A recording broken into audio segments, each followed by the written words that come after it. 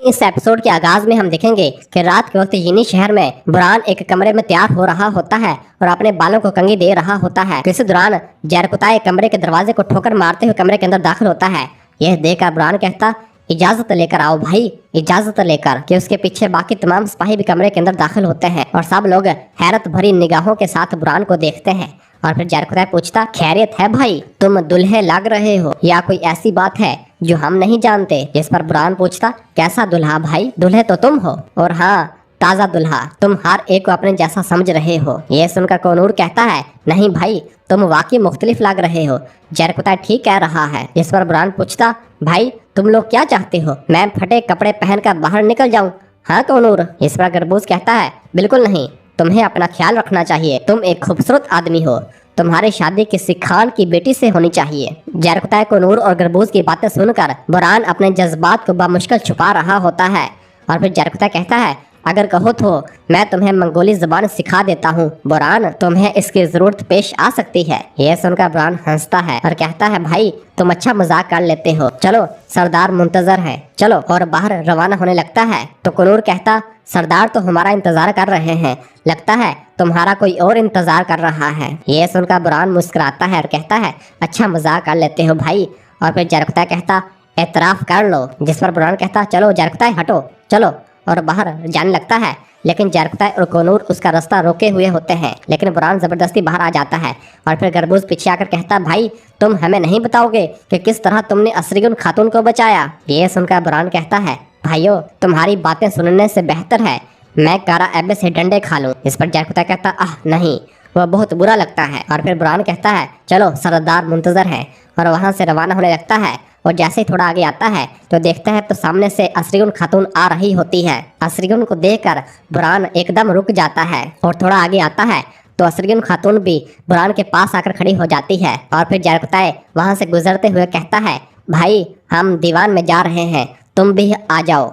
और फिर इस तरह गरबूज भी बुरान के आगे से गुजरते हुए कहता है, भाई हम दीवान में जा रहे हैं, तुम भी आ जाओ। और इसी तरह कोनूर भी बुरान के सामने से गुजरते हुए कहता, भाई हम दीवान में जा रहे हैं, सरदार मुंतजर है, आ जाओ। और सब वहां से रवाना हो जाते हैं। और फिर पीछे से असरीगुन बुरान से पूछती है, तुम्हारा जख्म कैसा है बुरान आल्प? जिस पर बुरान कहता है, मैं ठीक हूँ, अल्लाह का शुक्र है, मैंने इससे बुरे दिन देख रखे हैं असरीगुन खातून। जिस पर असरीगुन कहती है, मैं इन हंगामों के दरमियान तुम्हारा शुक्रिया अदा नहीं कर सके। यह सुनकर बुरान कहता है, अस्तगफिरुल्लाह असरीगुन खातून, मैंने बस अपना फर्ज निभाया। जिस पर असरीगुन कहती है, नहीं तुमने फर्ज से ज्यादा किया, मुझ पर जान का कर्ज है। यह सुनकर बुरान कहता है, नहीं असरीगुन खातून नहीं, आप पर मेरा कोई कर्ज नहीं है, जो फर्ज मुझे सौंपा गया था वो मैंने निभाया। और फिर असरीगुन कहती है, यह तुम्हारा है, और एक खंजर निकाल कर बुरान को देती है। यह देखकर बुरान आसपास देखता है और कहता है, नहीं असरीगुन खातून, मैं ये कबूल नहीं कर सकता। जिस पर असरीगुन कहती है, यह तोहफा है बुरान अल्प, तोहफे से इनकार नहीं किया जा सकता। यह सुनकर बुरान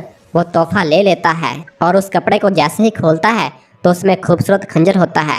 इसे देखकर बुरान कहता है, ए वल्लाह जीती रहे, और उस खंजर को निकाल कर देखता है। और फिर असरीगुन कहती है, तुमने मेरी हिफाजत की, मुझे उम्मीद है यह तुम्हारी हिफाजत करेगा। जिसे देखकर बुरान बहुत ज्यादा खुश हो रहा होता है और शर्मा भी रहा होता है। और फिर कहता है, सरदार मेरे मुंतजिर हैं, मुझे जाना पड़ेगा, जीती रहें, जीती रहें। और ये कहकर वहां से रवाना हो जाता है। और फिर दूसरी जानब कस्तंतिनिया दिखाया जाता है, जहाँ पर तैकफुर वारस पहुंच चुका होता है और एक गिरजाघर में इबादत कर रहा होता है और दुआ कर रहा होता है, मैं खानदान का सबसे छोटा वालंस लियोन हूँ, मैं मजालून पैदा हुआ था और मजालून बनकर लड़ता रहा। मेरे खानदान ने बड़ी फौजों का मुकाबला किया और नाकाबिले तस्खीर फौजों को शिकस्त दी। यह सब आपके लिए हुआ अजीम ईसा। उन्होंने मुझ पर तनकीद की, उन्होंने मजालून को तबाह किया और मुझे तैकफुर वालंस बनाकर रख दिया। और इस दौरान वालंस की आंखों से आंसू भी आ रहे होते हैं।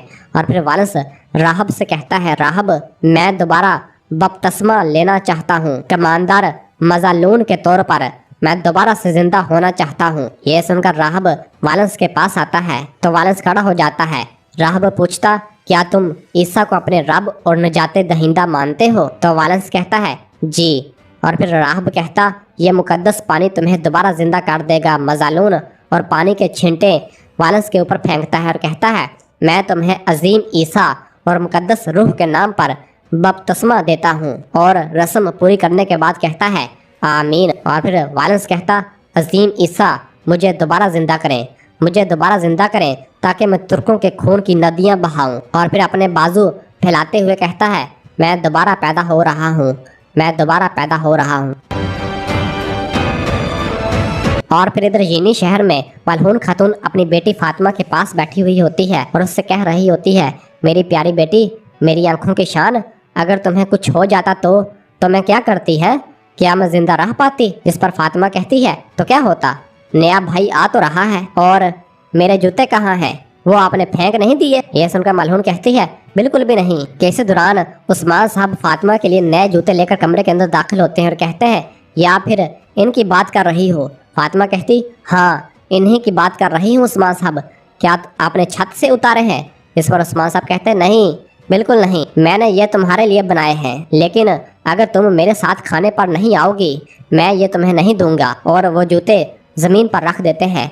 तो फातिमा उन जूतों को देखती है और कहती है, ठीक है, जब मेरा भाई बड़ा होगा तो वो ये पहनेगा और मुझे भूख भी नहीं लगी। ये सुनकर उस्मान साहब कहते हैं, देखो तो सही इसे। और फिर मलहून फातिमा से कहती है, बाप बेटी बातें करो, मैं खाना लगाती हूँ, शायद तब तक फातिमा को भूख लग जाए। और फिर मलहून कमरे से रवाना हो जाती है। तो पीछे से उस्मान साहब भी थोड़ी देर खामोश रहते हैं और फातिमा नए जूतों की जानब देखती है तो उसका दिल पिघल जाता है और फिर उस्मान साहब के पास आकर बैठ जाती है। उस्मान साहब कहते हैं, आह मेरी प्यारी बेटी, इधर देखो, तुम्हें कुछ हो जाता तो, अगर मैं तुम्हें दोबारा ना देख पाता तो मैं क्या करता, बताओ?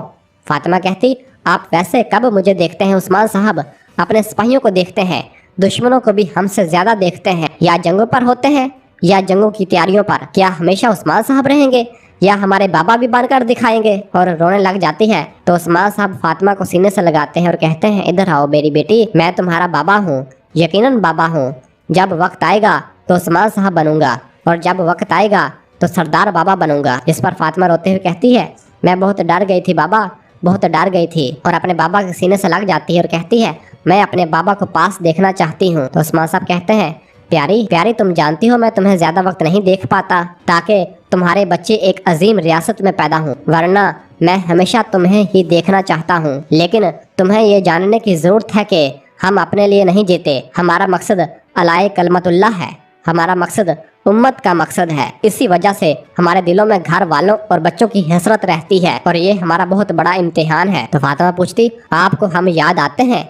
यह सुनते उस्मान साहब फातिमा को फिर सीने से लगा लेते हैं और कहते हैं, यकीनन बहुत याद आते हो, यकीनन बहुत याद आते हो। और फिर कहते हैं, लेकिन मुझे लगता है कि तुम मुझे याद नहीं करती, अगर तुम मुझे याद करती तो मेरे साथ खाना खाने चलती। यह सुनकर फातिमा जूतों की जानब देखने लग जाती है और फिर उसे उठा लेती है और उसे पहनना शुरू कर देती है और दोनों जूतों को पहनकर खड़ी हो जाती है और कहती है, चलें इससे पहले कि खाना ठंडा हो जाए सरदार बाबा। यह सुनकर उस्मान साहब कहते, और मेरी प्यारी बेटी, ये हुई ना बात। और उन्हें गले से लगाते हैं और सब खाना खाने के लिए रवाना होते हैं।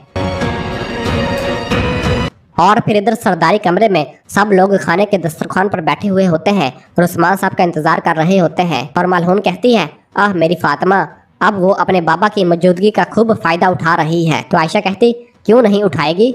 तुम्हें नहीं याद हलीमा की पैदाइश से पहले इसने क्या कारनामा सर अंजाम दिया था? इस पर बाला कहती है, मैं कैसे भूल सकती हूँ, लेकिन हलीमा को देखते ही वो रुक गई, वो अच्छी लड़की है ना हलीमा? और फिर असरीन कहती है, बहुत खूबसूरत है माशाल्लाह, इसका नसीब भी अच्छा हो। तो बाला कहती, आमीन। और सब कहते हैं, आमीन। असरीन की बातें सुनकर बुरान अंदर ही अंदर से हंस रहा होता है और जरकुताई और काराएबे मुसलसल बुरान की जानब देख रहे होते हैं। और फिर काराएबे असरीन से कहती है, आपका भी दिन आएगा असरीन खातून, लेकिन आपको जल्दी करनी चाहिए। और फिर कोनूर कहता है, हमारे भाई कल तक ठीक होंगे, है ना काराएबे? तो जरकुताई कहता है, मेरी अम्मा ने खुद अपने हाथों से इनके लिए शोरबा बनाया है, वो कैसे ठीक नहीं होंगे? मेरी अम्मा के हाथों में शिफा है। यह सुनकर काराएबे कहती है, आह पागल लड़के, आह तुम्हारे अल्फाज की क्या ही बात है, तुमसे टक्कर लेना मुश्किल है। और फिर बुरान कहता, ठीक कहा काराएबे, मेरा भाई स्याह घोड़े की तरह है। यह सुनकर उलगन कहती है, वो स्याह हो सकता है लेकिन इसका दिल बहुत बड़ा है। ये सुनकर बुरान की बोलती बंद हो जाती है और जरकुताई बहुत खुश होता है। और फिर गरबूज कहता है, इसे छोड़ दो भाई, वो अभी अभी दुल्हा बना है, और हंसने लग जाता है।